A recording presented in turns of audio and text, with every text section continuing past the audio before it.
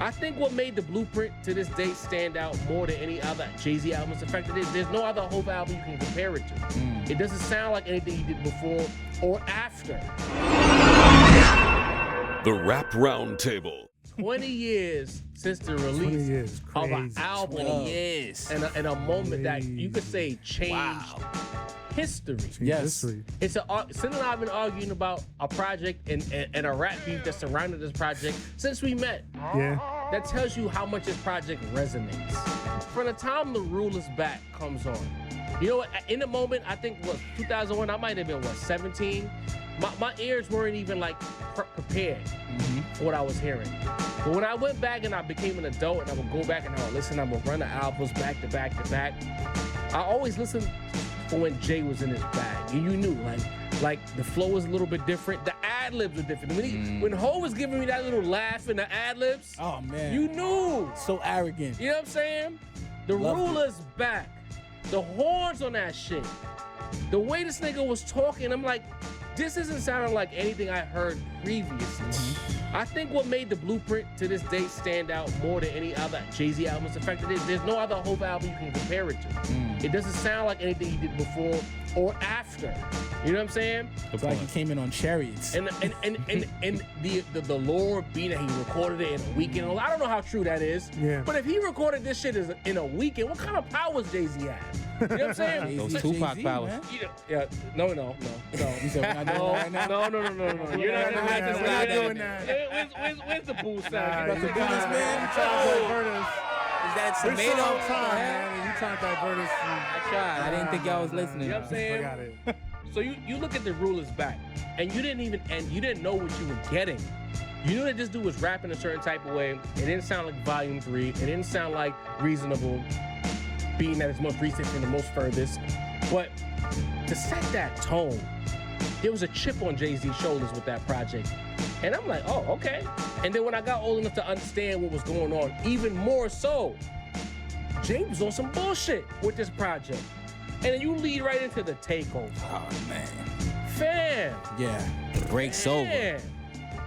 Jay-Z, and the thing that we never talk about with this rap beef, and I think I always mention it to Sin on the show, to conversationally, the man felt so underappreciated by New York City that he made an album because he was in his bag about niggas wanting to get him out of here. The whole idea of the Blueprint is, I'm the hottest nigga in the city, and y'all don't want me here. But y'all can't get me out. But you can't get me out. Y'all waiting on Nas, and I'm right here. The importance of this album, like going into it, right? So we all know the day that it came out. We all know September 11th. We all know what happened on that day, 2001, right? All hell broke loose, right? But what we probably don't know, or you guys out there probably don't know, is that my son was born the day before. Wow. September 10th, Shout. 2001. Your life changed in major ways. So That's those dope. 2 days back to back is crazy, right? So let me tell you what happened, right? My son is born September 10th, right? New York Hospital. So he's a day old when September 11th hits, right? It's like 8 something in the morning. I'm at work, and like the news hits, and like everybody's like, "Yo, we don't know what's going on, but we shutting everything down. We got to go home, right? Everybody got to go home. All the mass transit is shut down, right?" And I'm like, people damn, walking the bridge to get home. yo, and I'm 2-3 hour walk. bro, y'all, 4 hour walk. I'm thinking, my 1 day old son is in New York Hospital. How the fuck am I gonna get over there? I have to walk. But before I take the trek from, what was it, like 100th Street all the way to New York Hospital on the east side, 60-some Street, I was about a 5-minute walk away from Nobody Beats the Wiz Oh, Wow. on What's 96th that? Street and Broadway. Priorities. Taking y'all back. I was like, Were the dinosaurs there too? is it? And I'm like, yo, is the 5 to 10 minutes that it takes me to go to Nobody Beats the Wiz and cop this album, is that really gonna make a huge difference right now? no. No. I went to need- you Nobody need it Beats for the the Wiz. walk. I needed that album, bro. My fatherly instincts will kick in after I get this out. Yeah. Sis, Right. did you have the Discman? Right? Yeah. Okay. Absolutely. That 6 man Absolutely. was clutch. Absolutely. So Clutch. So now, right, and this is as a Nas fan, and this is the second part of my little story here. As a Nas fan coming into that album, right, Nas had dropped I Am and then Nostradamus Unfortunately. Sadly, in '99. got some cuts. Right, and then we didn't hear from him. Right, I was saying earlier, like, you know, Nas did his little disappearance stuff back in the day. And then here's Jay-Z with Rock La Familia the year before, and then all of a sudden the Blueprint drops, and then I Prequel to the hear it. Blueprint. Right, and then I hear it, and I'm like, oh shit. But like besides Takeover, I'm listening to this album, and I'm like, oh, beautiful. shit, it's a rap for Nas. Like as a Nas fan, coming off of Nostradamus and then going into the Blueprint, I'm like, yo, it's a rap. Can I say something real quick? What's up? Shout out to Guru.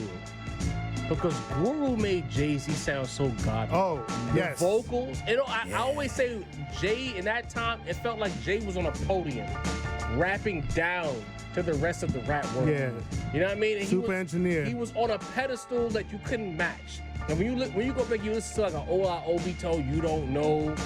It just felt like Jay was just like above everything. You know what I'm Yes. saying? But go ahead, Sam. So then, besides, I mean, you know, Hov was in his bag. Now we can argue that lyrically, he wasn't what he was on, like, you know, Reasonable Doubt in Volume 1, as he admits himself. He dumped it down a little bit, right? But not all the way to where it's like, you know, you're thinking, oh, this dude can't rap anymore. Like, he was talking this shit. He Right, was it in was a- just digestible. Right. It was in a certain pocket. He knew how to deliver it so that people can, like, more people can digest it, not just the super rap fans. But let's talk about the production. Kanye Oh, man. West, Early Just Kanye. Blaze, Bink. Shout out to Bink. Some He of don't. Bink's best he don't get the love he guys. deserves. He does not get the respect and love that he deserves. Timbaland, and people be hating on the Timbaland beat. Olo Ovito. People be hating. I'm was- like, yo, I it love that fit song. beautifully Yo, in with the aesthetic. Whole I don't- rode the beat I crazy. don't understand that how fit people hate perfect. on that song. That It shit wasn't was the so most fire. intricate Timbo beat, but he Yeah. fit what was going on with the album. And I, you know, the lore of, you know, the what they say that it was recorded in a weekend or a week. I think it was a weekend. They said it was 3 weekend. days. I think I heard like it I was think like a week. vocals 3 days. I think the whole album 7 days, like including Right. engineering. I think the end to end it was probably like a week, but I believe it, and I believe it for this reason. You know, these people were unknown at the time. Kanye West, Just Blaze, and Bink, but we see what came out of them after the Blueprint. So you think to Ghost. yourself as Hov to pick these producers and see. You saw the vision, you saw the talent, the raw talent that was there. And he was like, nah, I'm gonna get these guys in the studio and I'm gonna get them to produce my album. I'm gonna also get Timbaland, right? Yeah, I believe it. I think it was lightning in a bottle. I think that it was just like the perfect storm of, you know, an incredibly gifted MC with incredibly gifted producers and an incredibly talented and gifted engineer in Guru. It was just a perfect team up, man. Perfect storm. Perfect storm. Danny, talk to me. I remember the day like it was yesterday. I cut school. I turned on the TV to watch Sorry, BET Mom. videos, as any kid who was 16 years old at the time would have done. There was no videos. It was just the news. Yeah. I changed the channel. It was just the news. I changed the channel. It was just the news. 9/11 occurred. And when I left the house, I still got that Jay-Z album. Exactly. R.I.P. to everyone who died that day. But I needed that whole album. And I was not disappointed. It was amazing. I didn't know at the time what the beef with Nas was when I heard the album, but I was just like, what the hell did Nas do? Nas hasn't been around for a while. I didn't really understand the Prodigy beef either. That's a T-shirt. What did Nas do? Like, my two favorite guys going at each other. Yeah, send it to but Khalid. if you kept the ear to the, you know, But I the listened. bubbling beef. There yeah. you go. I listened to the album today for the first time in quite a while. Shame on you. I know. Damn, but so like it's microwave era, just so much music pumping in. That shit took me back to that day, bro. I felt like that 16-year-old kid in bed cutting school again, bro, for a few minutes. It's an incredible album. Yeah. Immaculate. It makes you a little bit younger than us, but you still understand. Right. Blueprint one. So let me give you my Blueprint story. I was 12 years old when the Blueprint dropped. You know, and us 12-year-old junior high schoolers, we were much more concerned about Fabulous. Can't Deny It, Keeping It Gangsta, Clue Tapes. That's who we were focused on in that era. You know what I mean? So I can't say 9/11 I went to cop the album, but I will tell you this. My mother had the Blueprint. My mother was blasting the Blueprint when I came home. Yes, my mother. Shout out to Mom too. I used to visit my dad on the weekends. I went to my dad's house on the weekend. He was blasting the Blueprint. So I used to, you know, I wasn't, you know, it took me maybe a couple years to really grasp how great this album was as my taste and my knowledge developed as, you know, a youngin'. So, you know, this is the perfect album. I always try to be one of those hipsters and say Reasonable Doubt is my favorite Jay-Z album. Don't make you a know what I hipster. That's mean? my favorite album. I'm not a hipster. Yeah, it is what it is. But the Blueprint is the perfect album. You know, Sin touched on the producers. He don't want to talk about how that's Eminem's best beat ever. But you know what I mean? We gotta No, true. It is though. But the Eminem praise, you know. did he get him on his own? We won't talk about that. Wow, bro. But the That's Blueprint, crazy, bro. it's the perfect album. You know, 1 through 13, including the hidden tracks. If you keep listening on them CDs, yeah. you know what I mean. The Lyrical Blueprint- exercise. Mama loves me. Come on. Filthy. Come on now. It's filthy, The Blueprint is the quintessential Jay-Z album. Perfect production. Maybe not the most complex lyrics, but perfect lyricism for that album. Hov lets you know you listen to that album, you don't want to listen to anything after. You know what I mean? You don't nothing is really comparable. The sound, the swag that Jay-Z got on there. When you think about the era, you know what I mean? The beefs that he was going on in New York, when you even are more knowledgeable about what was going on in Jay-Z's life Shout out at to the Jail time. Felony.